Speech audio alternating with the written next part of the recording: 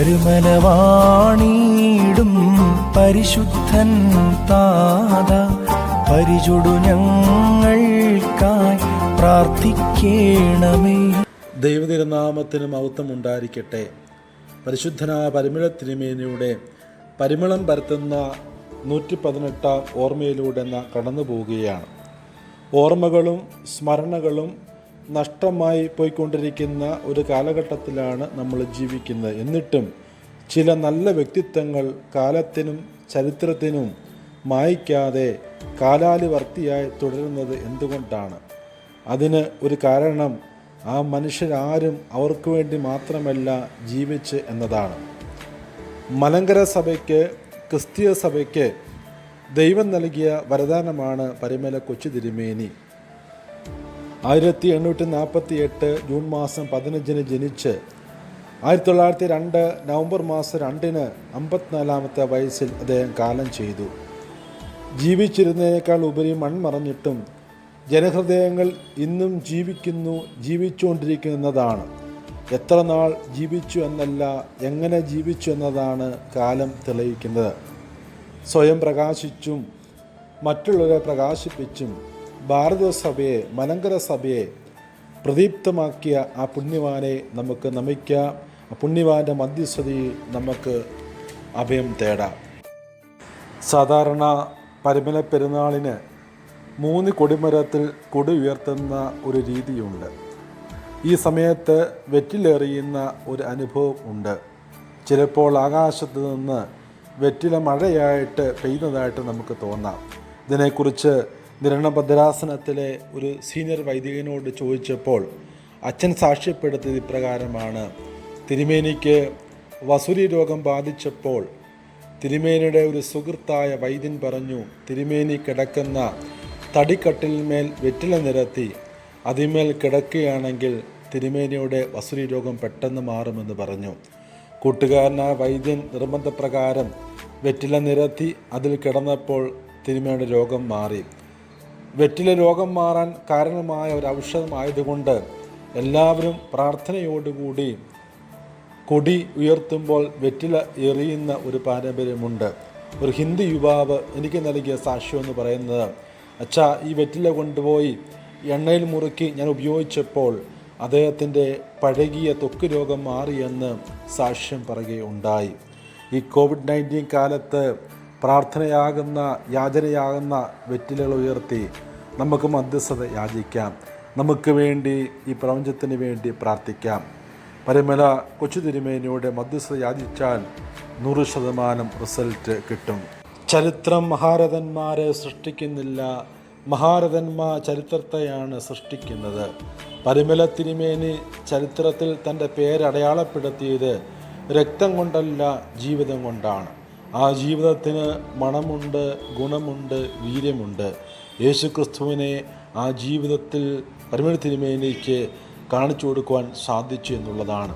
മരുഭൂമിയിൽ ജീവിച്ചുകൊണ്ടല്ല, വനാന്തരത്തിൽ ജീവിച്ചുകൊണ്ടല്ല, നമ്മളെപ്പോലെ തന്നെ ഈ ലോകത്തിൽ ജീവിച്ച് തൻ്റെ ജീവിതത്തിൽ ക്രിസ്തുവിനെ കാണിച്ചു കൊടുക്കുവാൻ സാധിച്ച ഒരു പുണ്യപിതാവാണ് പരിമല കൊച്ചു തിരുമേനി. എന്തുകൊണ്ടാണ് നാം വിശുദ്ധന്മാരുടെ പെരുന്നാളുകൾ കൊണ്ടാടുന്നത്?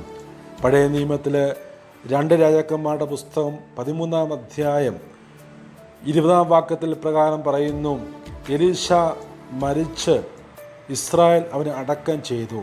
പിറ്റേ ആണ്ടിൽ മോവാബ്യരുടെ പടക്കൂട്ടങ്ങൾ ദേശത്തെ ആക്രമിക്കുവാൻ വന്നു.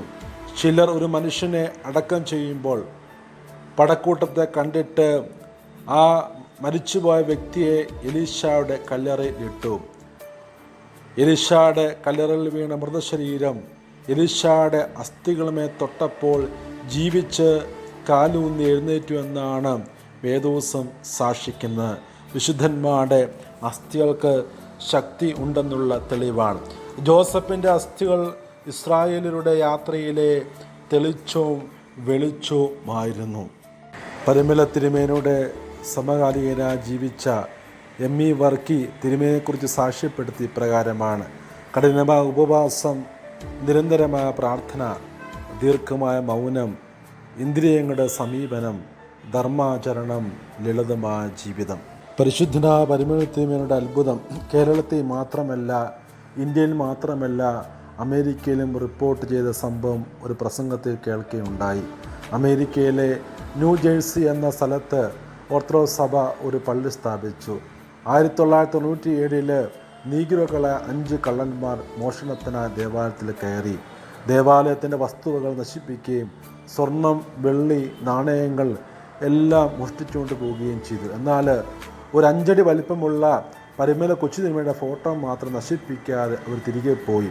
പിറ്റേ ദിവസം പോലീസ് അധികാരികൾ ഈ കള്ളന്മാരെ പിടിച്ചപ്പോൾ പോലീസ് അധികാരികൾ കള്ളന്മാരോട് ചോദിച്ചു, എന്താണ് ഈ ഫോട്ടോ മാത്രം നിങ്ങൾ ശേഷിപ്പിച്ചിട്ട് നശിപ്പിക്കാതെ പോയെന്ന് ചോദിച്ചു. ഇത് പറഞ്ഞ ഒരു മറുപടിയുണ്ട്, ആ ഫോട്ടോയിൽ നിന്ന് തീജ്വാലകൾ പോലെ പ്രകാശം ഞങ്ങളുടെ നേരെ വന്ന് അടിച്ചു. ഞങ്ങൾ നോക്കിയപ്പോൾ ഒരു മാന്ത്രികനായ ഒരു വ്യക്തിയുടെ വേഷം ധരിച്ച ദിവ്യനായ മനുഷ്യനാണെന്ന് മനസ്സിലാക്കിയിട്ട് ഞങ്ങൾ പേടിച്ചിട്ട് ആ ഫോട്ടോ നശിപ്പിക്കാതെ പോയെന്ന് അവർ പോലീസ് അധികാരികളോട് പറഞ്ഞു. പോലീസ് അധികാരികൾ തിരക്കി, ഈ മനുഷ്യൻ ആരാണ്? അവർ പറഞ്ഞു, തിരക്കിയപ്പോൾ പള്ളിയിലെ ആൾക്കാർ പറഞ്ഞു, പരിശുദ്ധനായ പരിമല കൊച്ചു തിരുമേനിയാണ്. വർഷങ്ങൾ കടന്നുപോയി. ഈ പോലീസ് അധികാരികൾ കേരളത്തിൽ കുമരകത്ത് ബോട്ടിങ്ങിന് വന്നപ്പോൾ പരിശുദ്ധ പരിമളത്തിനുടെ കബറിണികൾ വന്ന് പ്രാർത്ഥിച്ച് മധ്യസ്ഥ യാചിച്ചിട്ടാണ് തിരികെ പോയത്. ചെറുപ്പത്തിൽ തന്നെ നിയോഗം തിരിച്ചറിഞ്ഞ പിതാവാണ് പരിമല കൊച്ചു തിരുമേനി. പഴയ നിയമത്തിലെ മോശ മുൾപ്പടർപ്പിൻ്റെ അനുഭവത്തിൽ തന്നെ നിയോഗത്തെക്കുറിച്ച് ബോധ്യമുണ്ടാകുന്നുണ്ട്. ബാല്യം മുതൽ തന്നെ വിശുദ്ധ ജീവൻ നയിച്ച പിതാവാണ് പരിമല കൊച്ചു തിരുമേനി. പ്രാർത്ഥന, ആരാധന, ഉപവാസം ശരിയായി അനുഷ്ഠിച്ച വ്യക്തിത്വം. കുറച്ചു കാലമേ ജീവിച്ചുള്ളെങ്കിലും നല്ലൊരു ക്വാളിറ്റി ലൈഫ് തലമുറകൾക്ക് കൊടുക്കുവാൻ പരിശുദ്ധ പരിമള തിരുമേനിക്ക് സാധിച്ചു എന്നുള്ളതാണ്. ഈയിടെ അക്രൈസ്തവനായ യുവാവ് പരിമള തിരുമേനിയെക്കുറിച്ച് ഇപ്രകാരം സാക്ഷ്യം പറയുകയുണ്ടായി. അദ്ദേഹം ഒരു മുക്കുവനാണ്. തിരുവല്ല അമ്മച്ചകരി എന്ന സ്ഥലത്താണ് താമസിക്കുന്നത്. അദ്ദേഹം സാധാരണ രാത്രിയിൽ പണി കഴിഞ്ഞിട്ട് മുക്കുവ പണിക്ക് പോകുമ്പോൾ എന്നും പരിശുദ്ധ പരിമള തിരുമേനിയുടെ നാമത്തിലുള്ള കുരിശടിയിൽ പോയി തിരികെത്തിച്ചിട്ടാണ് പോയി മുക്കുവ പണിക്ക് പോകുന്നത്. അന്ന് രാത്രിയിൽ അദ്ദേഹം തിരികെത്തിച്ച് രാത്രിയാമത്തിൽ മുക്കുവ പണിക്ക് വേണ്ട കൂടകളെല്ലാം ക്രമീകരിച്ചിട്ട് രാത്രി വന്ന തൊട്ടടുത്തുള്ള വെയിറ്റ് ഷെഡിൽ കിടന്നുറങ്ങുന്ന സമയത്ത് വലക്കൂനയുടെ മുകളിലാണ് കിടക്കുന്നത്. രാത്രിയിൽ ഉറക്കത്തിൽ സ്വപ്നം കണ്ടു, തന്നെ ആരോ അടിക്കുന്നതായിട്ട് അദ്ദേഹത്തിന് തോന്നി. അദ്ദേഹം ഞെട്ടി ഉണർന്നു, വീണ്ടും ഇവിടെ കിടന്ന് ഉറങ്ങി. ഈ സമയത്ത് നിന്നോടല്ലേ പറഞ്ഞത് ഇവിടുന്ന് മാറിക്കിടക്കട. ഈ സമയത്ത് അശരീരിയും ഒരു അടിയും ഉണ്ടായി. അദ്ദേഹം അവിടുന്ന് മാറിക്കിടക്കുകയാണ്. രാവിലെ സൂര്യൻ ഉദിച്ചപ്പോൾ, പ്രഭാതമായപ്പോൾ അദ്ദേഹം വലക്കൂനയ്ക്കകത്തേക്ക് നോക്കിയപ്പോൾ താൻ കിടന്ന വലക്കൂനയ്ക്കകത്ത് 8 അടി വലിപ്പമുള്ള ഒരു മൂർഖം പാമ്പ് വലക്കൂനയ്ക്കകത്ത് ചത്ത് കിടക്കുന്നു. ഇദ്ദേഹം പറയുന്നത് ഇദ്ദേഹത്തെ രക്ഷിച്ചത് പരിമല കൊച്ചു തിരുമേനിയാണെന്നാണ് അക്രൈസ്തവന യുവാവ് എന്നോട് സാക്ഷ്യം പറഞ്ഞത്. പക്ഷിമൃഗാദിയുടെ ഭാഷ പോലും തിരുമേനിക്കറിയാം. ഒരിക്കൽ നിരണത്ത് പമ്പാ നദിയിൽ കൂടി വള്ളത്തിൽ യാത്ര ചെയ്യുമ്പോൾ 2 പക്ഷികൾ സംസാരിക്കുന്നത് കേട്ടിട്ട് കൂടെയുള്ളവരോട് കാര്യം പറഞ്ഞ സംഭവം നമ്മൾ വായിച്ചു കേട്ടതാണ്. പ്രകൃതിയെപ്പോലും സ്നേഹിച്ച പിതാവ് ശ്ലീബ എടുത്ത് ഉയർത്തിയപ്പോൾ സൂര്യൻ്റെ പ്രകാശത്തിൻ്റെ അനുഭവം പോലും വ്യതിയാനമുണ്ടായ അനുഭവം എന്ന് പറയുന്നത്. മുളന്തുരുത്തി ചാത്തുരുത്തി കൊച്ചുമത്തായുടെയും മറിയത്തിൻ്റെ ഇളയ പുത്രൻ 1848 ജൂൺ മാസം 15 ജനിച്ചു. മുളന്തുരുത്തി വെട്ടിക്ക് തയ്യാറായി ഉപവാസം, കഠിനമായ നോമ്പ്, പ്രാർത്ഥന തുടങ്ങിയവയ്ക്ക് പ്രാധാന്യം നൽകി ജീവിച്ചു. 24-ാം വയസ്സിൽ 1047 ആണ്ട് മീനമാസം 25 പുലിക്കോട്ടി ജോസഫ് മാർ ദീവന്യാസസ് മെത്രാപ്പൊലീത്ത റംബാസ്ഥാനം നൽകി. 29-ാം വയസ്സിൽ 1876 ഡിസംബർ 10 വടക്കൻ പറവ് പള്ളി വെച്ച് പത്രോസ് തൃതീയൻ പാത്രിക്കീസിൽ നിന്ന് മാർ ഗ്രിഗോറിയോസ് എന്ന നാമത്തിൽ സ്ഥാനാരോഹണം ചെയ്തു. നിരണം, തുമ്പമൺ, കൊല്ലം ഭദ്രാസനങ്ങളുടെ മെത്രാപ്പൊലീത്തയായി പരിമല സെമിനാരിൽ അദ്ദേഹം താമസിച്ചു. 1902 നവംബർ മാസം 2 കാലം ചെയ്തു പരിമല സെമിനാരി അദ്ദേഹത്തെ കബറടക്കി.